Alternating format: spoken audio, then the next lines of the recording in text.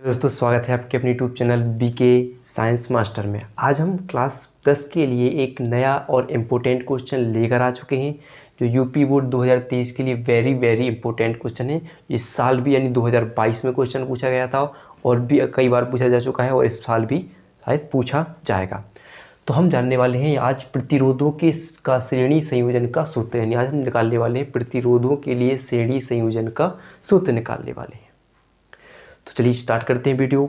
और अगर वीडियो आपने पहली बार देख रहे हो, नए हो, तो चैनल को सब्सक्राइब जरूर कीजिएगा, शेयर जरूर कीजिएगा।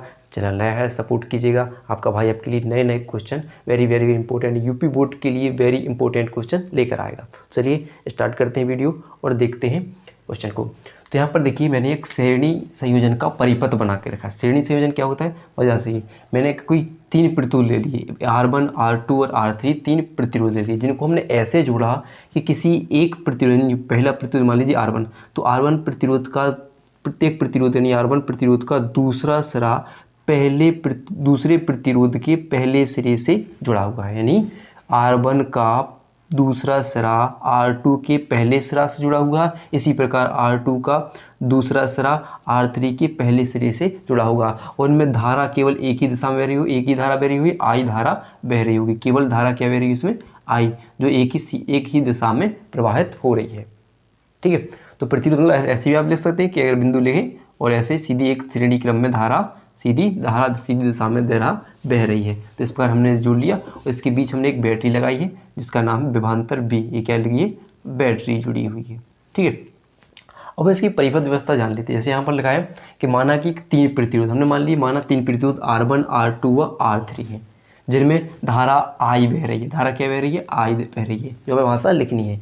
तो माना अगर वैसे ही पहली भाषा लोगे उसमें भी लिखो क्या कि हमने किसी 3 प्रतिरोधों को इस प्रकार जोड़ा है कि पहले प्रतिरोध का दूसरा सिरा दूसरे प्रतिरोध के पहले सिरे से जुड़ा हुआ है और सब में कैसी धारा बह रही है, I धारा प्रवाहित हो रही है। फिर हम और कैसे लिखेंगे कि माना 3 प्रतिरोध R1, R2 और R3 जिनको हमने श्रेणी क्रम में संयोजित किया है, जिसमें I प्रबलता की यानी I धारा प्रवाहित हो रही है और इनके बीच विभवांतर V1, V2 व V3 है। V1, V2 व V3 है। तो यहाँ पर देख लेंगे कि माना प्रतिरोध R1, R2 व R3 परस्पर श्रेणी क्रम में जुड़ी हुई हैं, जिनमें I धारा प्रवाहित हो रही है। यदि इन प्रतिरोधों के बीच विभवांतर V1, V2 व V3 हो तो ओम के नियम से। तो आपने ओम का नियम पढ़ा होगा कि जो विभवांतर धारा के अनुक्रमानुपाती होता है वो क्या होता है, V बराबर IR। जब हम अनुक्रमानुपाती का चिन्ह हटाते हैं तो क्या बन जाता है, IR बन जाता है।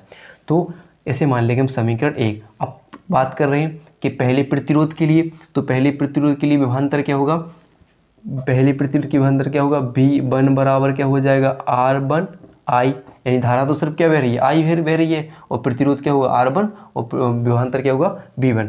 और दूसरे प्रतिरोध के लिए क्या हो जाएगा, ऐसे मानते हैं पहले के लिए, पहले प्रतिरोध के लिए दूसरा प्रतिरोध क्या होगा दूसरे प्रतिरोध के लिए विभवांतर V2 और इसके प्रतिरोध क्या होगा R2 और धारा क्या बह रही है, सब में केवल I धारा बह रही है, इसे नाम दे देंगे हम 2। फिर देंगे तीसरे प्रतिरोध के लिए, देख लेते हैं। तो तीसरे प्रतिरोध के लिए विभवांतर क्या होगा V3 और प्रतिरोध क्या होगा R3, धारा क्या बह रही है, I बह रही है। ठीक है, I बह रही है। अब क्या हमने पढ़ा कि विभवांतर V1, V2 और V3 का कुल विभवांतर क्या है, V है। किससे संयोजित है, कुल विभवांतर V से। अतः अगर हम मान लें, अतः कुल विभवांतर, कुल इसे मान लें समीकरण 3, कुल विभवांतर क्या है, आपको पढ़ा है V बराबर V1 plus V2 plus V3 है। हमने पहले प्रतिरोध के लिए विभवांतर क्या बना, V1 बराबर क्या होगा R1 I, दूसरे प्रतिरोध के विभवांतर V2 बराबर क्या होगा R2 I क्या बह रही है, सिर्फ I धारा बह रही है, सिंपल।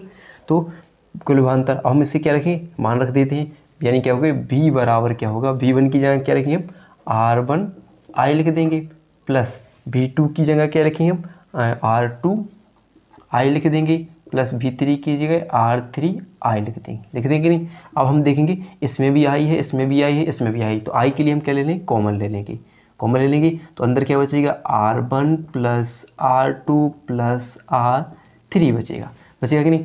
और हम पढ़ चुके हैं कि V बराबर क्या होता है, यानी समीकरण 1 से V बराबर क्या होता है RI। तो हम V की जगह क्या लिखते हैं, V की जगह लिखते हैं RI। तो अगर हम I के लिए नीचे पहुंचा दें, यानी R बराबर क्या हो जाएगा I R1 plus R2 plus R3, और ये आई नीचे चला जाएगा तो क्या हो जाएगा, आई से आई क्या हो जाएगा, कैंसिल, यानी क्या बचेगा, R बराबर R1 plus R2 plus R3। तो ये हो जाएगा आपके प्रतिरोध के लिए श्रेणी क्रम का सूत्र हो जाएगा।